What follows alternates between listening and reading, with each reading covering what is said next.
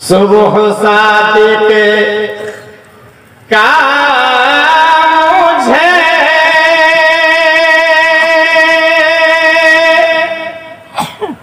मंजर सुहाना याद है,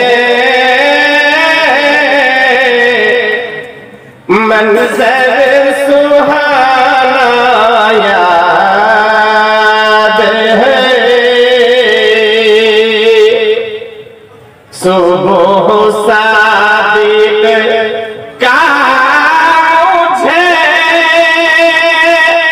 मंजर सुहाना याद है, मंजर सुहाना याद है। अरे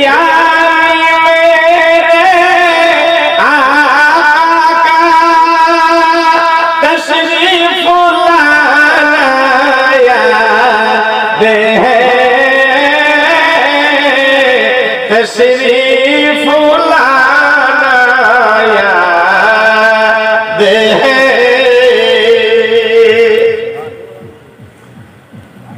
एक बच्चा ईद के दिन रो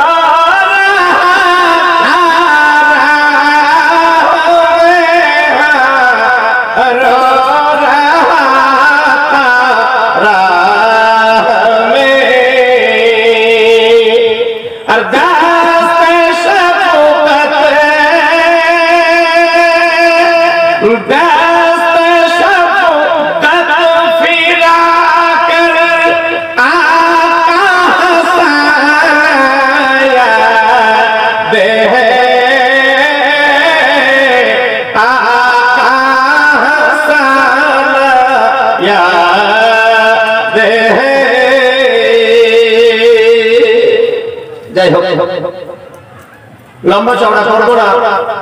আজকে যে সমস্ত যুবকেরা এই জালসা সাজিয়েছে তাদের জন্য দোয়া করবো কি হে আল্লাহ, এত পরিশ্রম যারা করেছে, কত কথা কত গালি শুনে টাকা পয়সা কালেকশন করে এই মসজিদের উন্নতির জন্য যারা শ্রম দিয়েছে, পরিশ্রম দিয়েছে, বুদ্ধি পরামর্শ দিয়ে সাহায্য করেছে, আল্লাহ তুমি তাদেরকে 5 ওয়াক্তের নামাজি বানিয়ে কিয়ামতের দিন বেহিসাব জান্নাতি করে দিও, বলুন আল্লাহুম্মা আমিন। আর যারা এতে শরীক হয়েছেন, আরো যারা হবে, সকলের জন্য, এমনকি গোটা গ্রাম গোটা এলাকা মুসলমানের জন্য দোয়া হবে, গোটা ওয়ার্ল্ডে গোটা পৃথিবীর মুসলমান মুমিনের জন্য দোয়া হবে কি আল্লাহ সমস্ত মুমিন মুসলমানকে তুমি জান্নাতি করে দিও, বলুন আল্লাহুম্মা আমিন। কোরআনে পাক হতে আয়াতে কারিমা তেলাওয়াত করেছি, ইনশাআল্লাহ কিছুক্ষণ বলবো। তবে আজকে বড় আনন্দের বিষয় যে আমরা বাড়ি ঘর ছেড়ে আল্লাহ পাকের ডাকে হাজির দিতে পেরেছি, বলুন আলহামদুলিল্লাহ।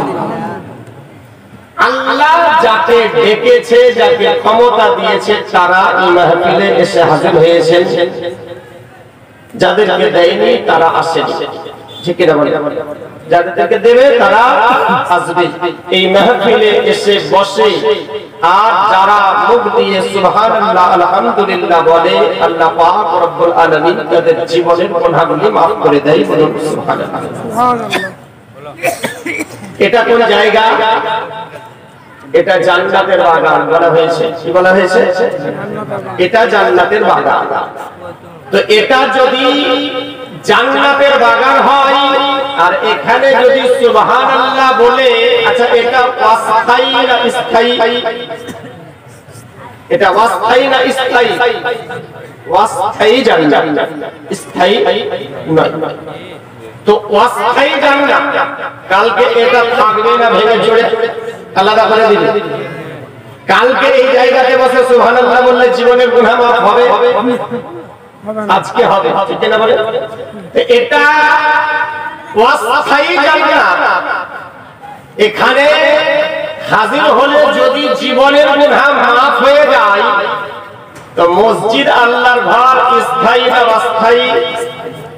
বলেন বলেন স্থায়ী। তো ওখানে যদি কেউ সুবহানাল্লাহ বলে তাহলে কি হয়? ঠিক না? বলে তাহলে আমরা কত বুদ্ধিমান, যেটা অস্থায়ী জান্নাত সেখানে এসে ভিড় লাগালাম, কিন্তু যেটা স্থায়ী জান্নাত সেখানে আমরা গেলাম না, চেষ্টা করলাম না। আল্লাহ পাক যেন আমাদেরকে তৌফিক দেয়।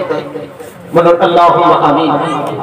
কোরআনে পাক হতে আয়াতে কারিমা তেলাওয়াত করেছি, ومن يبتغي غير الإسلام دينا,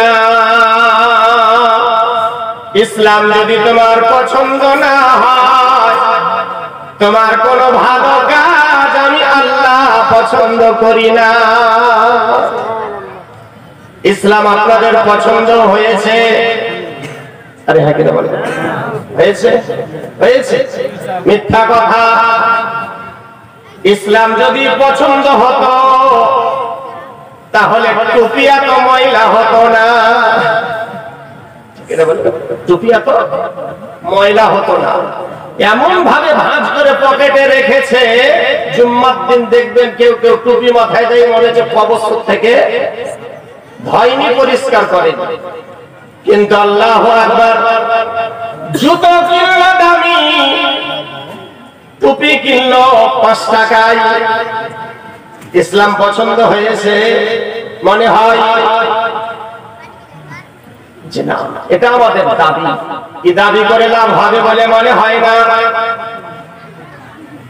যদি ইসলামের পরিপূর্ণ দাখিল হতে চান তাহলে সর্বপ্রথম আগে নিজের ড্রেসটাকে চেঞ্জ করে নেন। ঠিক আছে? নিজের ড্রেসটাকে চেঞ্জ করে নেন। আল্লাহ নবীকে বলছেন, নবী তো তোমাকে খুব ভালোবাসে। বলে আল্লাহ শুধু আমাকে ভালোবাসা, আমার উম্মতকে? আল্লাহ বলেন, হে নবী তোমাকেও ভালোবাসি, তোমার উম্মতকে আমি আল্লাহ বড় ভালোবাসি। বলে আল্লাহকে ভালোবেসে আমার উম্মতকে তুমি কি দিলে? আল্লাহ বলে, হে নবী যারা কোরআনে পাক পড়তে জানে না তাদেরকে বলে দিও, সূরা ইখলাস যদি বিসমিল্লাহ সহ একবার পাঠ করে 10 পারা কোরআনে পাক পড়ার সমান নেকি দান করব। দ্বিতীয়বার যদি পাঠ করে তাহলে আমি আল্লাহ 20 পারা কোরআনের নেকি দান করব। তৃতীয়বার যদি পড়ে 1 খতম কোরআনে পাক পড়ার সমান নেকি দান করব। তোমার উম্মতকে বলে দিও। আল্লাহু আকবার। এই নবীর উম্মতের জন্য আফা। আল্লাহ বলে, হে নবী তোমাকে বড় ভালোবাসি।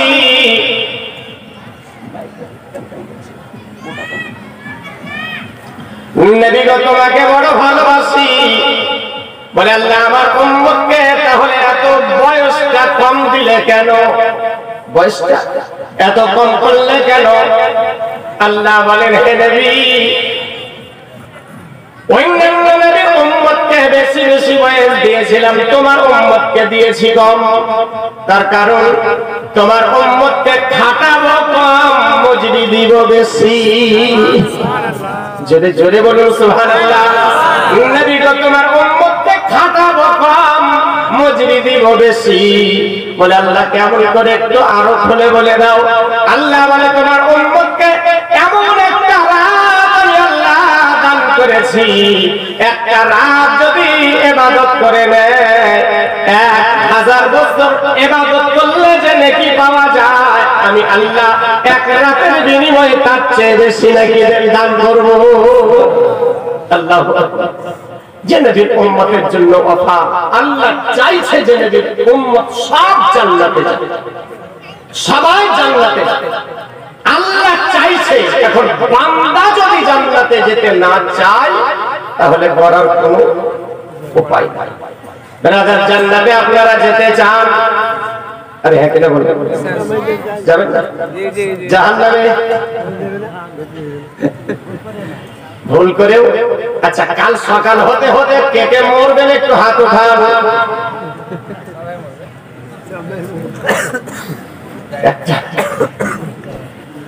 কারো মরার ইচ্ছা নাই।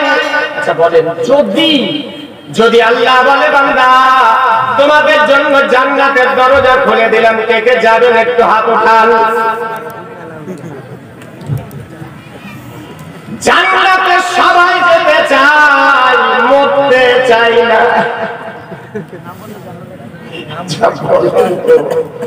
না মরে জান্নাত পাওয়া যাবে সম্ভব? তাহলে আমরা জান্নাতে যেতে চাই, ইবাদত করতে চাই না। জান্নাতে যেতে চাই, আল্লাহর ঘরে হাজিরি দিতে চাই না। জান্নাতে যেতে চাই, মরতে চাই না। হবে পাবে জান্নাত? জি না। জান্নাতে, আচ্ছা জান্নাত কয়টা? আটটা জান্নাত। আর জান্নাতে যাওয়ার রাস্তা কয়টা? আটটা। জানেন তো রাস্তাই যখন চিনেন না তো যাবেন কি করে? জান্নাতের রাস্তা হলো চারটা। কয়টা? কুল্লু আলিমান আও মুতাআল্লিমান আও মুস্তামিআন আও মুহিব্বান লাহুমা ফালা তাকুন খামিসা ফাতুলি। জান্নাতের চারটা রাস্তা। এক নাম্বার রাস্তা হলো কুল্লু আলিমান, আলিম হও। আপনারা হয়েছেন আলিম? হ্যাঁ কিনা বলেন না? বলছে অবস্থান হয়েছেন না, তার মানে এই রাস্তা জীবনে খুলবে না আপনাদের জন্য। এটা থাকবে শুধু মৌলবীরা, আলিম সমাজ এক নাম্বার রাস্তায় থাকবে। দ্বিতীয় রাস্তা হলো আও মুতাআল্লিমান, দ্বিতীয় রাস্তা হলো তালিবুল ইলম হও। মৌলবী যদি হতে না পারো আপত্তি নাই, তাহলে তালিবুল ইলম হও। আপনারা তালিবুল ইলম হয়েছেন? এটাও বাদ। তার মানে এই রাস্তাও আপনাদের জন্য বন্ধ। এটা থাকবে তালিবুল ইলম হবে যারা, তারা।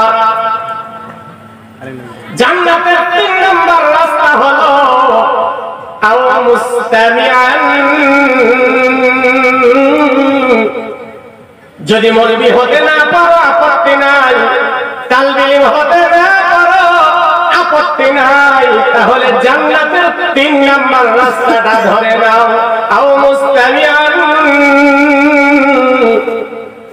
মৌলবী সমাজ যেটা বলছে ওটা মেনে নাও। মৌলবী সমাজ যেটা বলছে ওটাকে মেনে নাও। আপনারা মেনেছেন মৌলবীদের কথা? আরে হ্যাঁ কিনা বলেন? মানে মানে মিথ্যা কথা। কোন মৌলবী বলেছে বিয়ে বাড়িতে ডিজে বাজাতে? বলে কোন মৌলবী বলেছে খালি নামটা বলেন কুরবানি হবে? একটা মৌলবীর নাম বলেন যে বিয়ে বাড়িতে ডিজে বাজাতে বলেছে। নিষেধ করেছে না করেনি? আরে হ্যাঁ কিনা বলে? আমি জান্নাতের রাস্তাটা ক্লিয়ার করে বুঝিয়ে দিতে চাই যে জান্নাতে কে কে যাবে আর কারা যাবে। শুনেন, মৌলবী সমাজ যেটা বলছে ওটা মেনে নাও, নিজের মগজ চালায়ও না। আর যদি চালাও তাহলে যাবে কোথায় এটাও শুনে নাও। এখন ইউটিউব সবাই দেখছে কিনা দেখে না? ইউটিউবের বক্তা, স্পেশাল বক্তা, এখন একদম নতুন টাটকা বক্তা, এই এলাকার জন্য নতুন। আল্লামা মাওলানা জনাব মুফতি জাহাঙ্গীর আলম সাহেব ঝাড়খণ্ড কমিটি ইউটিউবে দেখে চয়েস করে আমাকে অর্ডার দিল যে ফোন করে দাওয়াত দেন। দাওয়াত দিয়েছিলাম, এসে হাজির হয়ে গেছেন। আমার পরে পরে ওনার বক্তব্য, ঠোস বক্তব্য, দারুণ দলিলের সঙ্গে প্রত্যেকটা কথা আপনারা শুনেছেন অনেকে ইউটিউবে। শুনেন, দেওবন্দি ওয়াহাবি কাদিয়ানি লামোঝাবি সবারই বক্তব্য শুনেন, বাধা দিব না। তবে ইউটিউব শোনার পরে সবটা আমল করবেন না, করিয়েন না। যদি ইউটিউবে শোনার পরে আমল করতে চান তাহলে আপনার নজরে আপনার কাছে যে যোগ্য আলিম তাকে একটু জিজ্ঞাসা করে নেন যে আমি এটা শুনেছি আর এটা বুঝেছি, এর উপরে আমল করব কি করব না। ওই আলিম যদি বলে যে আমল করেন তাহলে করবেন, আর যদি নিজের মগজে ইচ্ছাই যদি চলেন তো কিয়ামতের দিন আঝোড়া পাস পাবেন, অন্য কিছু হবে না। দাঁতের বুকে কিছু মানুষ, কিছু হাজি সাহেব হজ করতে গিয়ে পরিবর্তন হয়ে আসে, ঠিক কিনা বলি? এসেছে না আসেনি? তার মানে আরবে দেখলাম কিয়াম হয় না, এই মৌলবীগুলা কিয়াম করছে, এরা কি জানে? তার মানে আরবে গিয়ে দেখলো কিয়াম হয় না, এখানে আর কিয়াম করতে হবে না। দেখো ওই বিষয়ে নিয়ে বলবো না, ওগুলা মুফতি সাহেব আসছেন, ওই বিষয়ে আলাপ করবেন উনি। হ্যাঁ, তো বলছিলাম যেটা আমার মেন কথা ছিল, 3 নম্বর কথা হলো মৌলবী সমাজ যেটা বলছে ওটা মেনে নাও। মৌলবীদের কথা পাবলিক মানে, আরে হ্যাঁ কিনা বলেন? মানে না। কোন মৌলবী বলেছে বিয়ে বাড়িতে ডিমে নিতে হবে বেটার বিয়েতে? বলেছে? কোন মৌলবী বলেছে? বলেনি। তাহলে নিচ্ছেন কেন? নিষেধ করেছে না করেনি? মৌলবী সমাজের কথা যদি পাবলিক না মানে তো পাবলিক জাহান্নামী। মন দিয়ে শুনে আর ভাববেন সারা জীবন, ভেবে দেখবেন উত্তরটা সঠিকই আসবে। মৌলবী সমাজ যেটা বলছে, এই সমাজের কথা যদি জনগণ না মানে তো জনগণ জাহান্নামী, আর যদি মেনে নেয় তো জান্নাতি। যদি মেনে নেয় তো জান্নাতি। ইমাম মসজিদে যদি হক কথা বলে মসজিদে টিকবে বলে মনে হয়? বলেন না। ইমাম যদি বলে সুদখোরের বাড়ি খাবো না, মদখোরের বাড়ি খাবো না, পরের দিন বলবে মৌলবী তোমাকে মসজিদে থাকতে হবে না। মাওলানা আকবর সাহেব কবস্তর থেকে আছে এখানে, 14 বছর থেকে আছে, হক কথা বলে। হক বলে না, আসলে বলতে দেওয়া হয় না। আর যদি বলে তো মসজিদে টিকতে দিবে না, মসজিদে টিকতে দিবে না। দেখবেন কিছু মানুষ আছে ইমামের পিছনে কুটুর কুটুর করতে থাকে। আপনাদের আমাদের দাঁতুরার কথাই বলি, দাঁতুরাতে মসজিদের ইমামের পিছনে কিছু কিছু মানুষ কুটুর কুটুর করে, কি করে না? আরে হ্যাঁ কিনা বলেন না? কে কে করেন হাত ওঠান।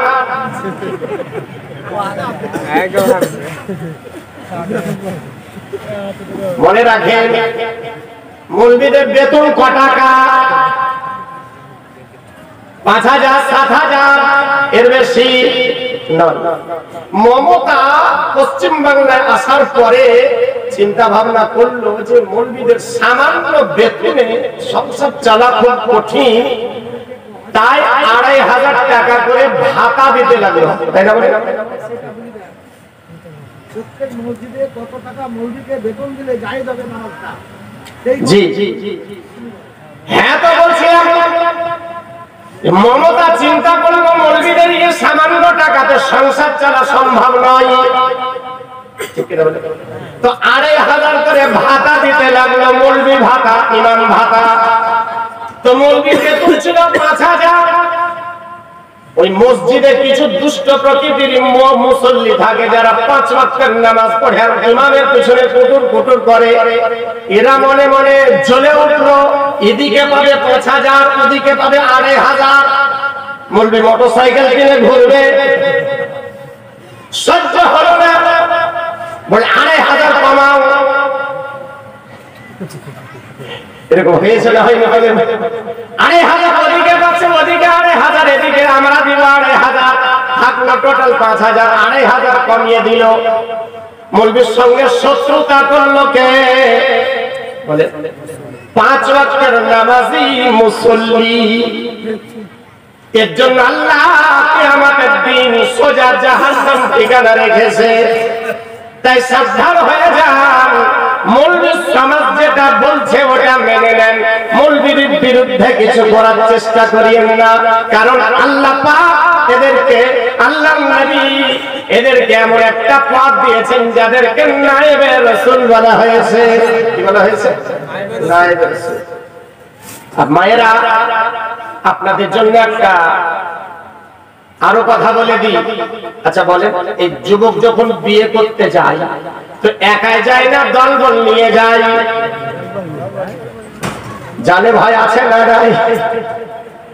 দলবল নিয়ে যায়। আর বিয়ের পরে বিয়ে যখন করতে যায়, আগে বিয়েটা কার কাছে করানো হয়? মেয়ের কাছে না ছেলের কাছে? মেয়ের কাছে যায়, একজন উকিল, দুজন সাক্ষী। যাওয়ার পর বলে অমুক গ্রামের অমুকের বেটা অমুক এত টাকা দিয়ে মোহরে বিলি কবুল করছো? কি তখন বললো হ্যাঁ কবুল করিলাম। তারপরে ওই কথাটা এসে এবার মৌলবীর সামনে শোনায়। মৌলবী তখন ছেলের সামনে বলে অমুক গ্রামের অমুকের মেয়ে অমুক এত টাকা দেন মোহরের বিনিময় স্বামী বলে কবুল করেছে, তুমি কি স্ত্রী বলে কবুল করছো? যুবক তখন চোখকে কড়া করে মৌলবীর দিকে তাকায়, জিজ্ঞাসা করার কি আছে? কবুল করতেই তো এসেছি। যাই হোক, কবুল করে নিল। আচ্ছা বলে, মেয়েটি যখন বিয়ে করে নিয়ে আসে তো মেয়ের সঙ্গে দলবল আছে না একাই আসে? হিম্মত কার বেশি, আপনাদের না ওনাদের?